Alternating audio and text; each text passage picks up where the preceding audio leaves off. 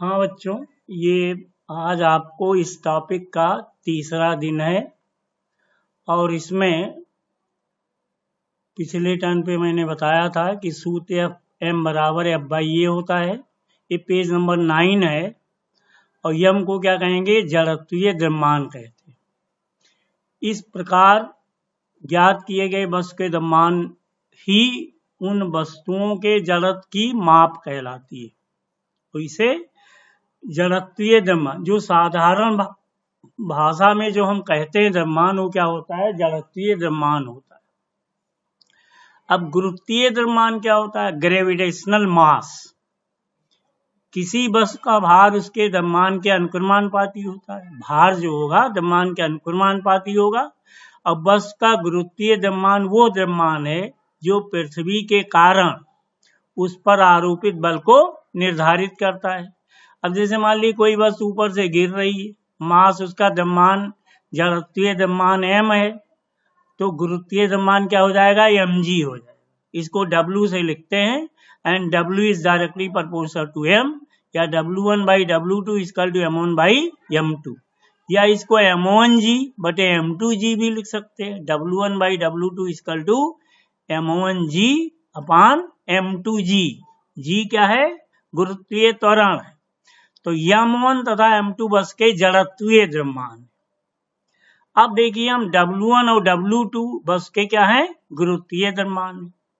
जैसे ये किसी वस्तु को किसी स्प्रिंग तुला से लटकाया जाए तो वस्तु का द्रव्यमान m स्प्रिंग के खिंचाव x के अनुक्रमानुपाती होगा, यानी m directly proportional to x। यदि स्प्रिंग तुला से लटकी दो वस्तुओं के द्रव्यमान क्रमशः m1 या m2 हो तो इन द्रव्यमान के कारण स्प्रिंग में क्रमशः खिंचाव x1 व x2 हो तो m1 upon m2 equal to x1 by x2 हो जाएगा। ठीक है। अब देखिए समय का मापन।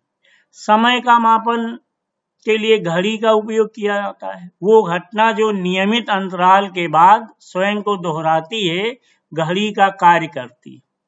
और इसमें समय मापन की कुछ विधियां निम्नलिखित हैं, जैसे सौर घड़ी, सोलर ऊर्जा, एनर्जी वॉच, क्वार्ट्ज क्रिस्टल घड़ी, परमाणु घड़ी, मूल कणों का क्षय, decay of radio active particles और रेडियो एक्टिव डेटिंग। ये इतने प्रकार की घड़ियां हो सकती है। अब जैसे हम कहें रेडियो एक्टिव डेटिंग, कोई पदार्थ है वो रेडियो एक्टिव है तो वो कितने समय में, जैसे उसका क्या अर्धायु का, जैसे सपोज कीजिए कोई रेडियो एक्टिव पदार्थ है उसकी अर्धायु 1600 वर्ष है, तो 10 ग्राम अगर मान ली रेडियो एक्टिव पदार्थ तो आधा कितना हो जाएगा? 5 ग्राम। और 1600 क्या है? 1600 उसका अर्धायु है। तो आधे समय में जितनी मात्रा विघटित होने में समय लगेगा उसको कहेंगे अर्धायु काल। तो आधी मात्रा कितने साल के बाद? 800 साल के बाद शेष बचेगी। तो इस तरह से टाइम का मेजरमेंट कर सकते हैं। क्वार्ट्ज क्रिस्टल्स, वहां वाइब्रेशंस होते हैं, नंबर ऑफ वाइब्रेशन के आधार पर। एटॉमिक घड़ियां, तो ये सब घड़ियां होती जिसके आधार पे हम ये सब मालूम कर सकते हैं। अब देखिए नेक्स्ट चार्ट के लिए पेज नंबर 10।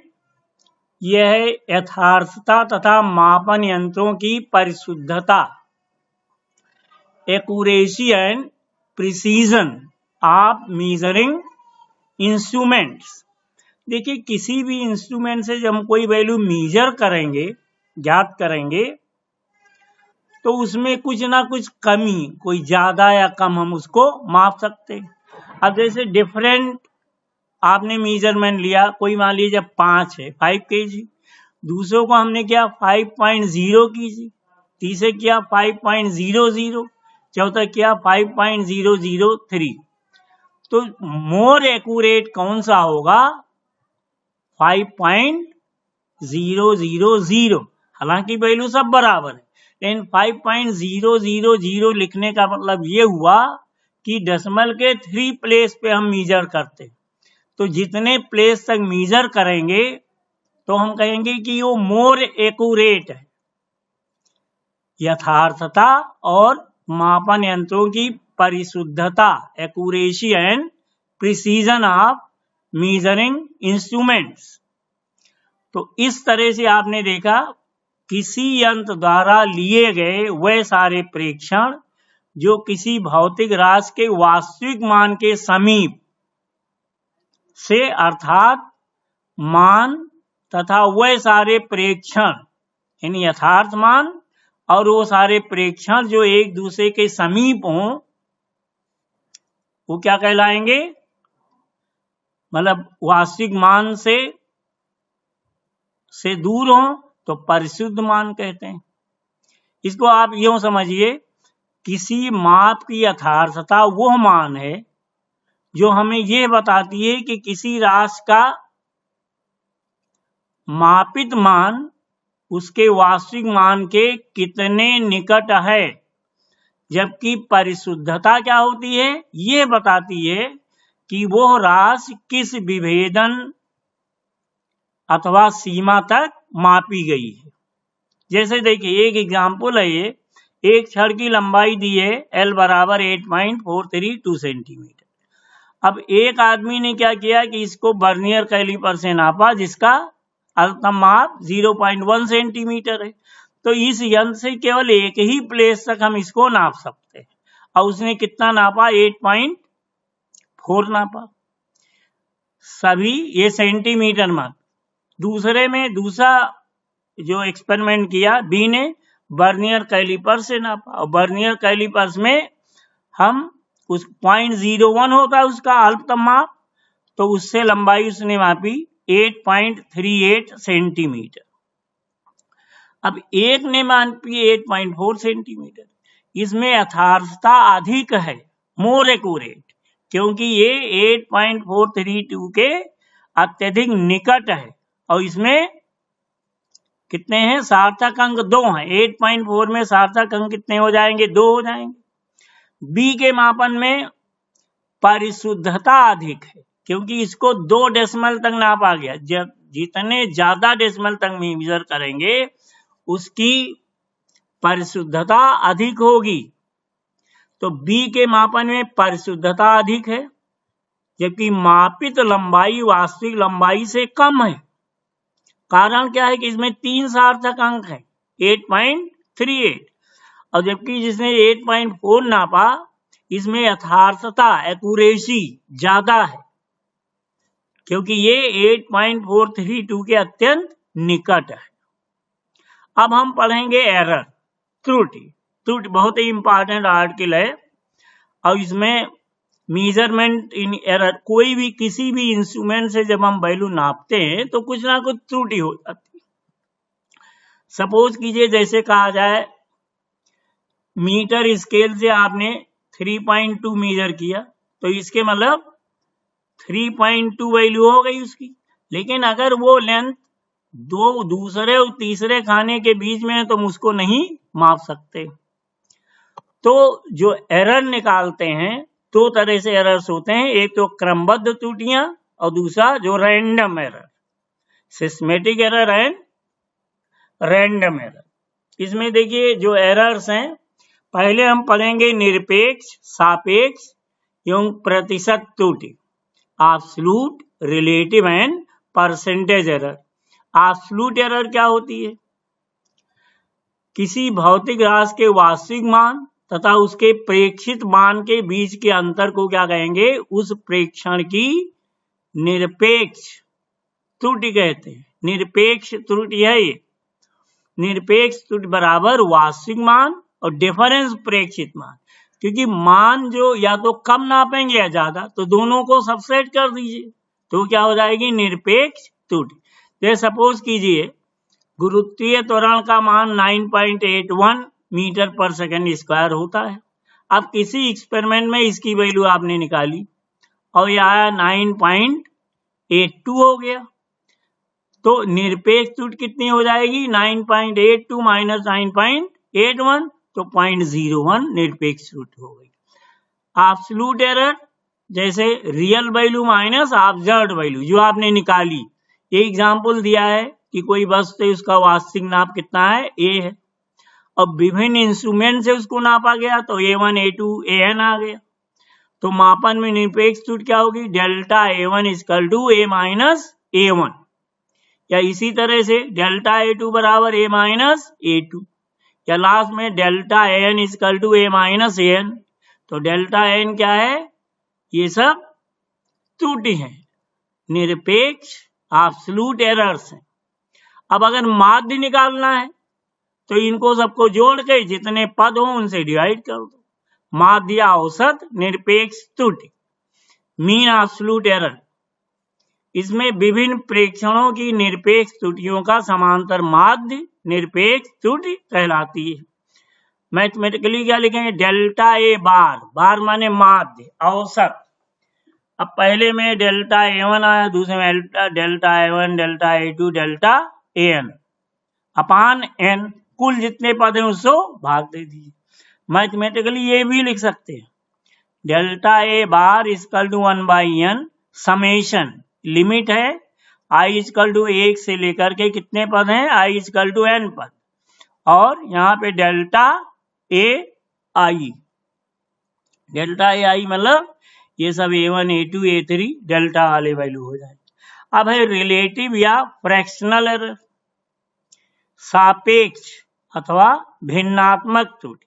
सापेक्ष या भिन्नात्मक क्या होगा? जैसे कोई इंस्ट्रूमेंट है और कोई वैल्यू A है, आपने जो उससे नापा वैल्यू मेजर किया, उसमें डेल्टा A की कमी या अधिकता हो गई, तो भिन्नात्मक त्रुटि क्या हो जाएगी?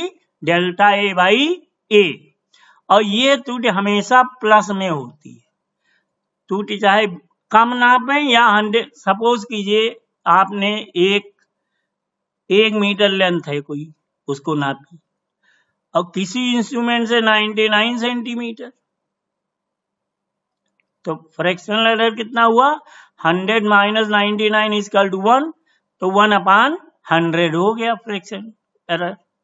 लेकिन अगर 101 मानी तो डिफरेंस फिर क्या है? 101 माइनस 100, तब भी 1 आया, तो फिर कितना आ जाएगा? 1/100। ये भिन्नात्मक त्रुटि हो गई।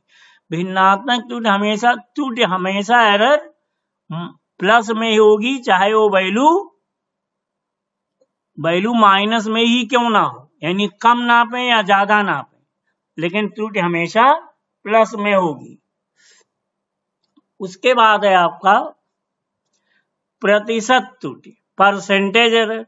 अब देखिए, भिन्नात्मक त्रुटि को अगर 100 से गुणा कर दीजिए तो क्या आ जाएगी? प्रतिशत त्रुटि, यानी 100 से मल्टीप्लाई कीजिए। एग्जाम्पल दिया है, कोई वैल्यू की माप A है और ये डेल्टा है, तो delta A upon A into 100 क्या हो जाएगी? प्रतिशत त्रुटि हो जाएगी। अब देखिए, डिफरेंट फार्मूले में हम कैसे निकालेंगे प्रतिशत त्रुटि और भिन्नात्मक त्रुटि। जैसे देखिए, योग एवं अंतर में त्रुटि का नियम, error in addition and subsection. देखिए, एक फार्मूला दिया गया, z equal to x plus y, और z में x में एरर कितनी है? Plus minus delta x, y में प्लस माइनस डेल्टा y, और z का जो रिजल्टेंट रहा है प्लस माइनस डेल्टा z, मतलब इतनी वैल्यू ज्यादा नापी गई या कम नापी गई। तो अब देखो, z equal to x plus y, जब एरर है इसमें तो इसकी वैल्यू को लिखा गया z plus minus delta z equal to x plus minus delta x plus y plus minus delta y। क्या आ जाएगा? अब देखो, इसमें सब डेल्टा वाले ले लीजिए, इसमें हो गया plus minus delta z equal to plus minus delta x plus minus delta y। तो z में मैक्सिमम एरर कितनी होगी? देखिए, सारा प्लस प्लस है तो भी प्लस आएगा, सारा माइनस माइनस है तो भी प्लस आएगा, तो delta z equal to delta x plus delta y। अब अगर इसी को अंतर में करें, वही relation z equal to x minus y है, फिर वही फार्मूला अप्लाई करो, z plus minus delta z equal to x plus minus delta x minus y plus minus delta y। ये वो plus minus delta z equal to plus minus delta x plus minus delta y। तो हमेशा positive में ही लिखते हैं, तो delta z equal to फिर वही आ गया delta x plus delta y। अब गुणन में दिया है, अगर गुणन अथवा विभाजन में त्रुटि, गुणन में कहा गया z equal to x into y, तो इसमें क्या हो जाएगा, z एक्स वाई में एरर वही है, plus minus delta z plus minus delta x plus minus delta Y.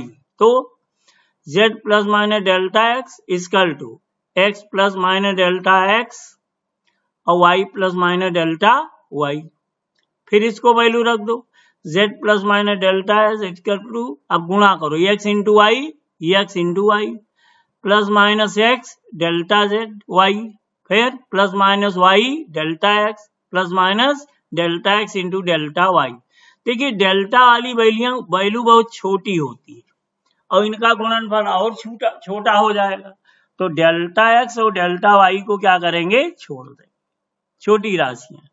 क्या बचा, z plus minus delta z equal to x y plus minus x into delta y plus minus y into delta x, या ये हो जाएगा plus minus delta z by z, इसको लिखेंगे plus minus delta x upon x और plus minus delta y upon y. तो z के मान में परसेंटेज एरर कितनी हो जाएगी, delta z upon z equal to delta x by x plus delta y by y, तो ये वैल्यू हो जाएगी। अब delta x upon x, delta y upon y और delta z upon delta z क्या है, एक्स वाई तथा Z में भिन्नात्मक त्रुटियां हैं। इसको 100 से मल्टीप्लाई कर दो तो क्या आ जाएगा, प्रतिशत त्रुटि हो जाए, delta z upon z maximum into 100 equal to delta x by x delta y upon y into 100, तो ये वैल्यू हो जाएगी।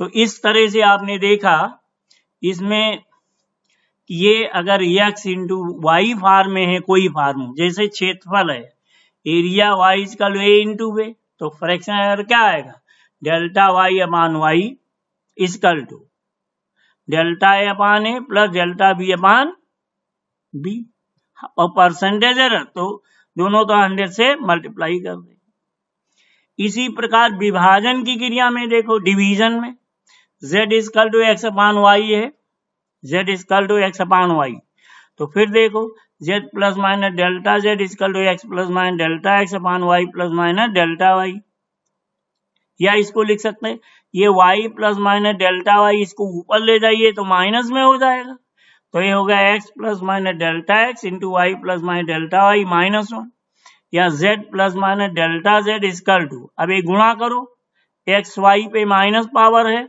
तो एक्स वाई माइनस, यह आ गया 1 plus delta x by x और 1 plus minus delta y by y power -1। एक बाइनॉमियल थ्योरम है, मैथ्स वाले बच्चे पढ़ेंगे फर्स्ट ईयर में ही। इसमें क्या होगा जी, पावर कोई है प्लस माइनस में, तो उस पावर से एक पद में अंदर मल्टीप्लाई कर देते हैं, तो जैसे y अपान वाई है -1 से गुणा कर देंगे इसको और प्लस हायर पावर आएंगे जिनको हम छोड़ देंगे, क्योंकि हायर पावर की वैल्यू बहुत कम हो जाएगी। तो अब ये सॉल्व करेंगे, क्या आ जाएगा, z plus minus delta z equal to x upon y, 1 plus minus delta x upon y, फिर 1 minus plus delta y by y, और एक्स वाई बराबर z है, तो एक्स वाई के लिए क्या रखते हैं z, तो z plus minus delta z equal to z 1 plus minus delta x upon x और 1 plus minus plus delta y upon y हो गया, या z इधर ले आओ तो z plus minus delta z upon z equal to 1 plus minus delta x upon x into 1 minus plus delta y by y, या ये क्या हो जाए, देखो z अपान z, इसको z plus minus delta z upon z को खोलिए तो पहला आया z अपान z, फिर plus minus delta z by z, इधर क्या था 1 plus minus delta x upon x, यहाँ पे क्या था ये plus minus plus 1 plus delta y by y, ये प्लस माइनस में है, तो इस केस में ये अंदर प्लस माइनस होगा, ये इंटू है बीच में, ठीक है। तो z के मापन में भिन्नात्मक प्रतिशत त्रुटि क्या हो जाएगी, 1 हटा दो सब में, तो delta z by z equal to delta x upon y x plus delta y by y, तो प्रतिशत त्रुटि बराबर क्या हो गई, delta z upon z into 100 equal to delta x upon x into 100 plus delta y upon y into 100। अब मापित राशि की घात में त्रुटि, कोई पावर में है कोई वैल्यू, जैसे देखो z बराबर एक्स पावर m, तो दोनों log ले लीजिए, तो log z equal to m log x, और इसका अवकलन कर दीजिए। अवकलन करने पे क्या होगा, ये आ जाएगा डेल्टा z अपान z और m into delta x upon x. तो प्रतिशत त्रुटि क्या हो जाएगी, delta z upon z into 100 equal to m into delta x upon x into 100। तो इस तरह से ये, अब भिन्नात्मक त्रुटि पे हम और बहुत सारे मतलब न्यूमेरिकल्स लगवाएंगे आप लोगों से, लेकिन यहाँ तक का आप लोग खूब अच्छी तरह से पढ़ लीजिए, नोट्स लिखते जाइए, उसको पढ़ते जाइए, लेक्चर सुनिए, तो उससे काफी चीजें आपकी क्लियर हो जाएगी। बस आज तक के लिए इतना ही ये पढ़ाया है, और बाकी फिर नेक्स्ट डे।